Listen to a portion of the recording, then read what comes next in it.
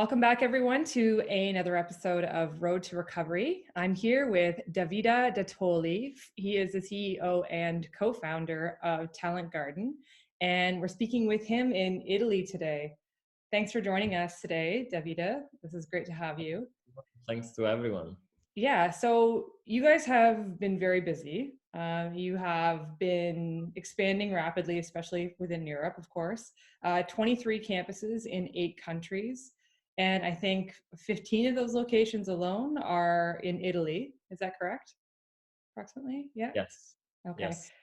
And so rapid expansion, great success. You've been around since 2011, which is really kind of the area of inception of co-working, the big boom and the blow up. So you guys know what's up. But of course, we're in interesting times right now for co-working, and you especially being in Italy. So maybe you can give me an idea of what your expansion plans were and what your plans were with the company up until things changed a little bit, I guess, end of January, early February for Italy.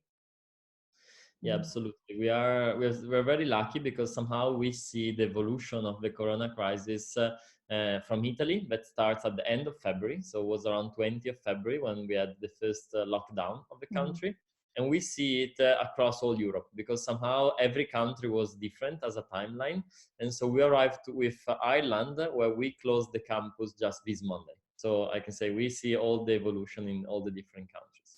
And it was very, very interesting because somehow you immediately understand that it's something that is global, but each country is managing in a very different way with very different rules. So it's very difficult also to adapt to the local regulation. What we have at the moment is that our campus in Italy are available, but available only for the members who are working in the food industry or in the pharma industry. For all the others, it's not possible to go out of home, and so they cannot come to our campus. So we have around 5-7% of usage of our campus at the moment, only from some strategic company that has to come to the office to work on. Okay, so that's a really interesting perspective to have. And I guess a lot of it started out in Italy. That was kind of the country everyone was looking to because the crisis like ramped up very, very fast in Italy. And I know that you guys were having some trouble getting things in order and organizing how it is that you were going to handle that.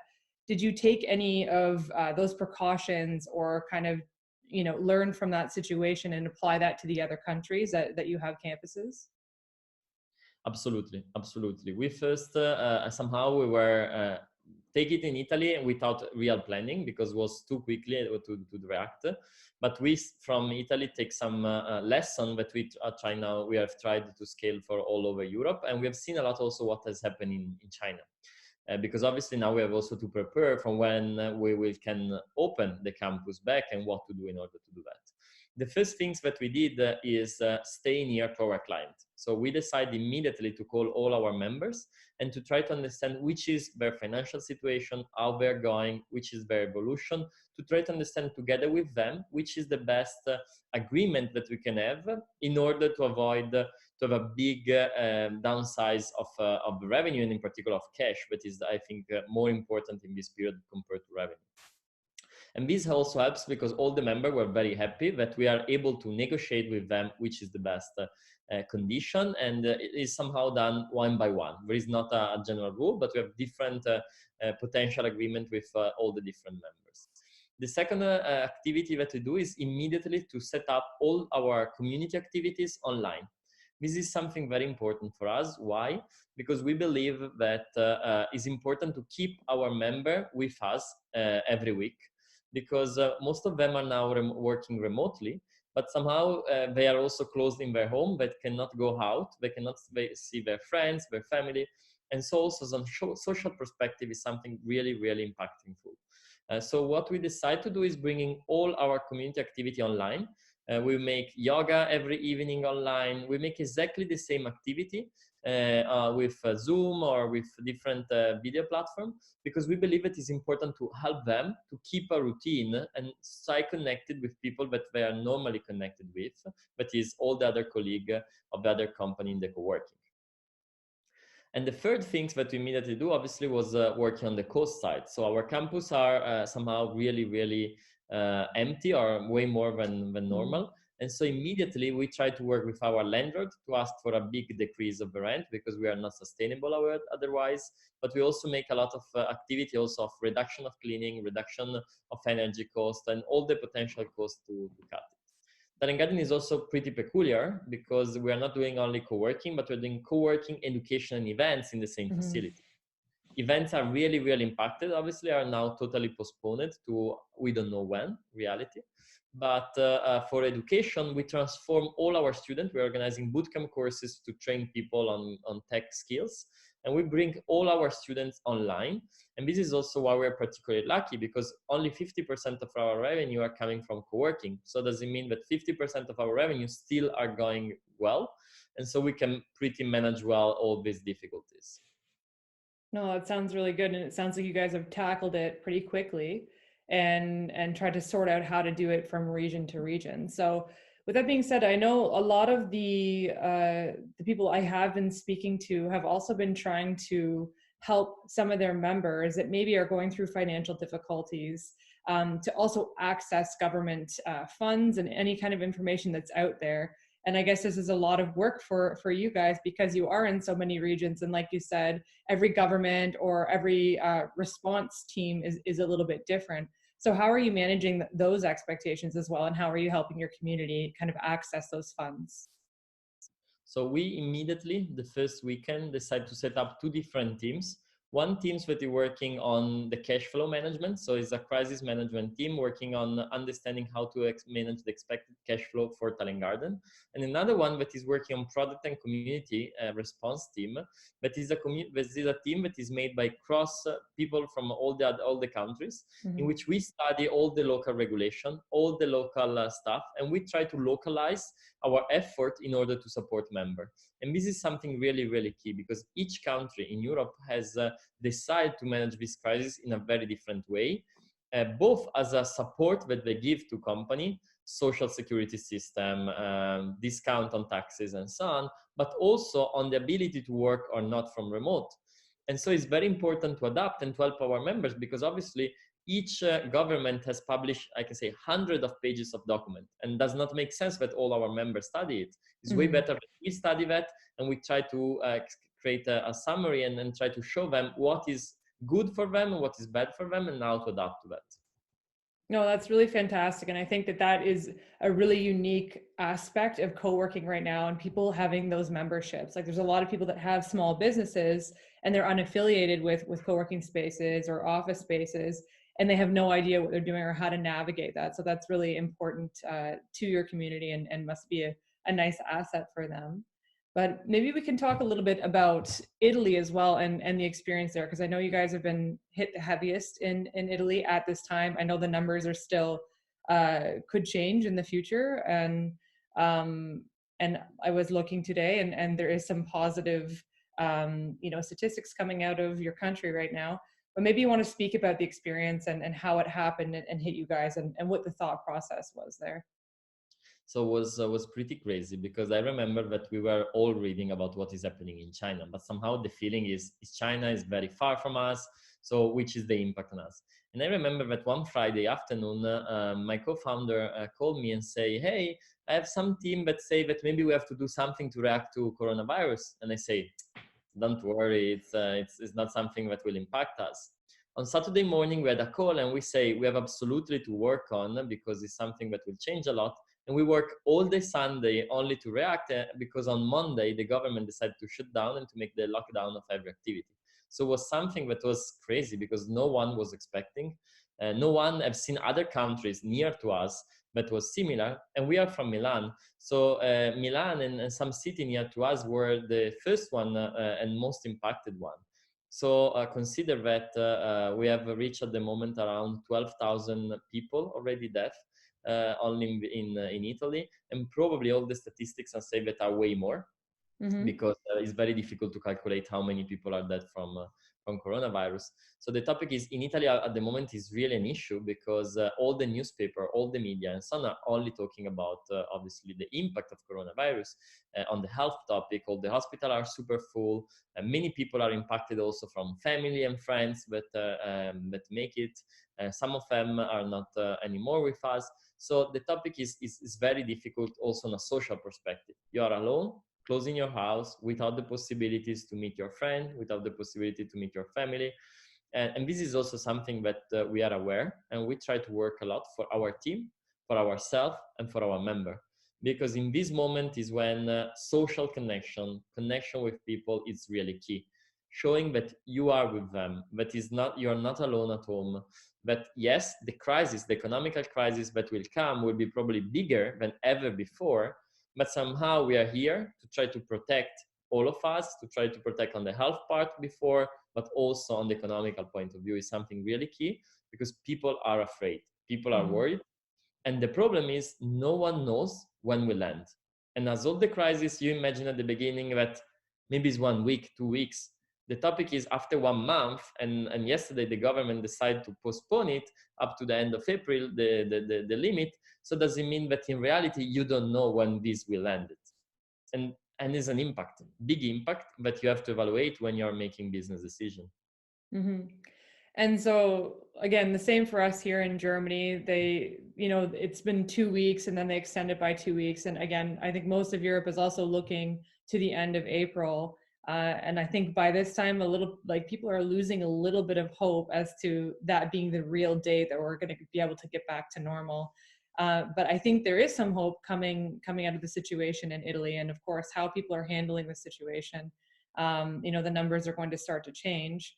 Uh, what are you guys thinking about the future, and have you been having some forethought about how things are going to be getting back to normal when you are, the restrictions are lifted, when the lockdowns are becoming more lenient and people are slowly returning to work? How do you see that? Are you planning for that, or is it a day by day situation? So first of all, obviously we are, I can say, in the top of the curve, or at least seems from the numbers of the last days. We have reached around 1,000 people that are dying every day. It is a Mm-hmm. super huge number, but somehow it Mm-hmm. are stable and are going down. So this is a very, very good numbers. Obviously, the topic is that no one has really understood or know when I can say the crisis and the lockdown will end and how will be at the end. And again, I think watching China is very important.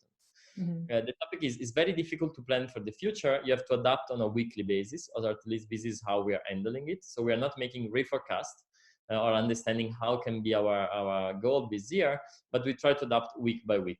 Mm-hmm. On the opposite, we decide to make immediately a plan of how our campus has to be when we open again, because can be at the end of April, can be in December, I don't know, but for sure one day we will open this campus.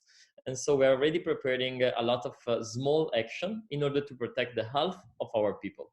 Obviously, the things that we are seeing from China is important to take the body temperature to all the people that are coming and entering our campus. So we are working on preparing our campus to have a station at the entrance where you can take the body temperature of all the members.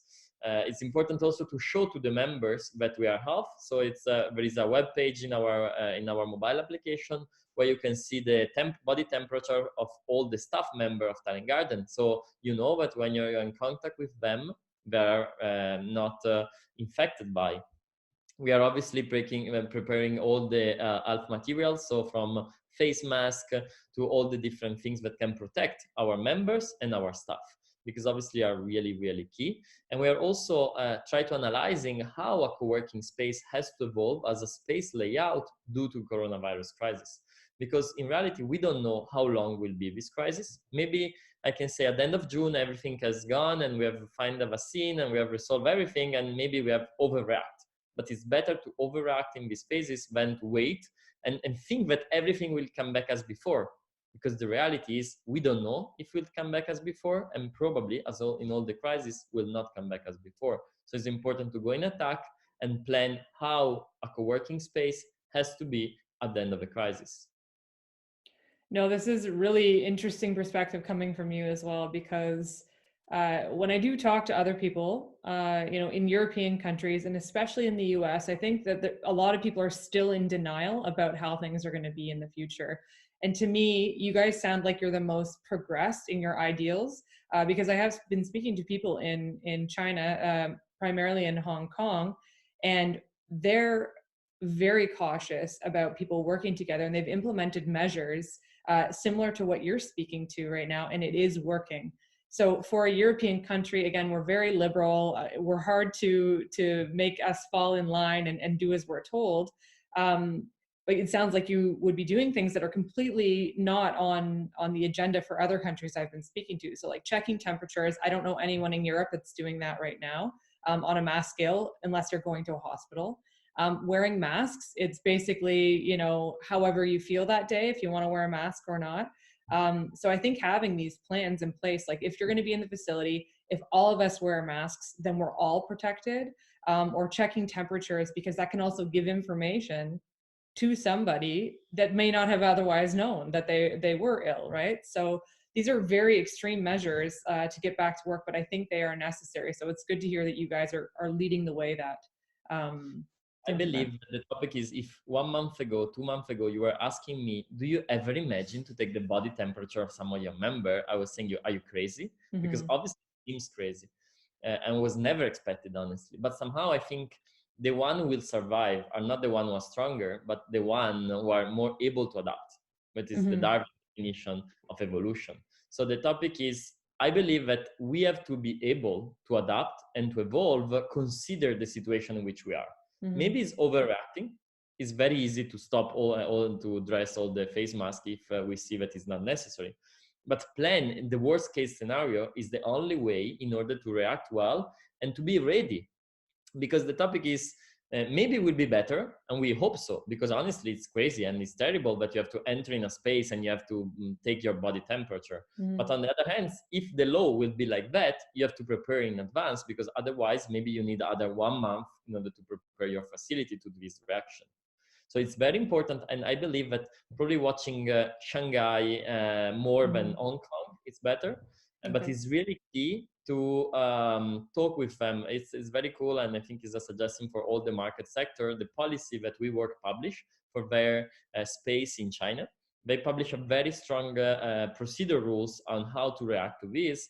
And it's interesting to analyze how these big players are managing co-working space there, because somehow maybe 80% of that rules, because for sure European countries are very different from China, but it's pretty common that 80%, 60% of that rules will be implemented all over the world. Absolutely. No, and I think that and it's really sad, I would say, to see the response from other countries that were able to look to China. China definitely handled the situation very, very strongly, but they stopped it, I think. And I think over the coming months, we're going to see that it will actually be conquered. You guys, you know, you adapted a little bit late, but again, it wasn't anything anyone could have predicted, or we could have predicted it, but nobody knew how we were supposed to handle it. And so you see things kind of get out of control, but we have you guys to look to see what didn't work and what you're doing to change that curve. So it would be nice to see other countries adapting these measures that are brought forth by China or South Korea that has had a lot of success, and be implementing those, like you said, adapting to the situation so that you can maintain and survive. Now, that is an interesting maybe perspective to have. So now we're in the future. People are wearing masks. You're checking body temperature of your staff and loading it online. And how do you see the future of co-working? How do you see people working in the future? And do you think that, like, what are the lasting effects from this that you think will stay? I believe that the next 6 to 9 months will be very difficult, in particular from an economical point of view, because many companies will fail. This is clear. Whatever is Mm-hmm. the state support, the economical crisis that will be under the coronavirus will be probably way bigger than the impact of coronavirus itself. Mm-hmm. So the topic is the next 6 to 9 months will be a big issue of cash flow. This is why we immediately react on that, because we believe that having enough cash to arrive to the end of the year is really, really key, whatever is the condition of the market and whatever is the evolution of the market. On the opposite, I believe that at the end of this crisis, economical one, the co-working market will boom a lot. Why? Because people, in particular for the economical crisis, will see how much the ability to be very flexible is something that is a value. We're seeing that on smart working. companies were doing only few days of remote working every month, the big corporation. Hmm. Now all of them understood that it's possible to make it also every day for most of the employees. So the topic is, can we come back to zero as before? No. Can we remain to 100 as we are now? No, because we also understand a lot the value of staying with other on a physical point of view. Hmm. Of Somehow course. we will probably arrive to 50%, but that 50% will be very different. Why I have to come at co-working space to work every day? I will probably come 50% of my time. Hmm. When I'm coming there, probably I will come more for a meeting. I will come more from brainstorming with my colleague to stay in a social environment. So it will be way more important to have less closed office space and more area to share, meeting rooms, an area where you can stay with others. So it's important also on the layout perspective to adapt it. And obviously also on regulation rules. For sure, people will need to stay a little bit more far. This 1.5 meter between different people is key. Cleaning the space with particular stuff is important because you have to create an environment where people feel safe.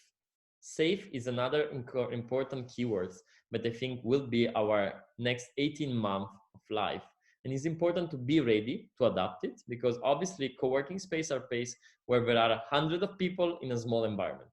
How to keep them safe and how to increase the collaboration point of view is key because the flexibility will boom all these markets.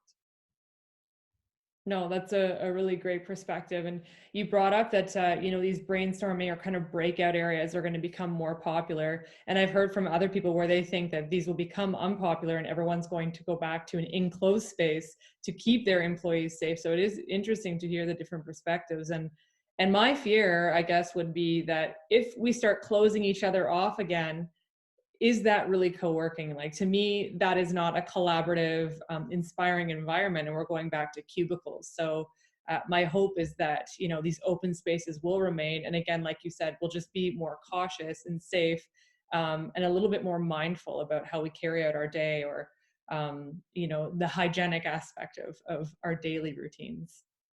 Yeah, for sure. Absolutely, Mhm. absolutely. But the topic is you don't want a closed office anymore because it's not protecting your people. Your people can feel protected at their home. Yes, You still exactly. need one-to-one meeting because we have understood that Zoom call are amazing, but in the Hmm. reality, the physical meeting are also increasing the collaboration point of view, and you want that also on a social perspective. Hmm. But you need space, but a plan to support you on doing that. No, absolutely. And I agree. And that's what I'm really hoping for moving forward, because again, I've been on Zoom calls all over the world and it's not the same. I keep thinking like how nice it would be to actually come and physically visit your space. So when this is all over, I definitely will. I'll be heading over there. Italy is one of my favorite European countries, and Talent Garden is very reputable. So I'd love to come and visit you guys when this is all over. And of course, if you need to, you can check my temperature and give me a mask, and I'll enjoy a nice work day with you guys. But I think we should wrap it up with maybe some pieces of advice that maybe you can give to the co-working industry or other business owners out there, stuff that you've really learned from this, that you can pass on that you think would be helpful. I think first one is focus on the cash flow because for sure is the main challenge of all the co-working space in the next semester. Second one is overreact. Try to plan the worst case scenario on the health part because you don't know what will happen. Maybe it's crazy, but it's better to plan something crazy and to not activate that plan than to have to run out of a plan that you don't know. And third, focus on the relationship with your client. It's the most valuable things that you can create for having long-term sustainability of your business because for sure this sector will boom. You have only to be there when the sector will arrive. That's awesome. That's great information. And maybe if possible, you can send us along those procedures that you got from China. That would be great, and I can share it with our community, just to maybe get people ahead of the game and start preparing for that type of a scenario. Otherwise, Absolutely. I want to thank you so much, Davide. Sorry, thank you so much for taking the time. I know it's a really stressful time for you guys, but I really Thanks. hope we're coming out on the other end, and Thanks we're to gonna you. I'm waiting for in our campus to all of you whenever you want. Italy, amazing. Spain, Ireland, Denmark, Austria, whatever you want. Amazing. Thank you so much. And we'll stay in touch and continue to follow your journey. Thank you. Have a good weekend. Bye-bye.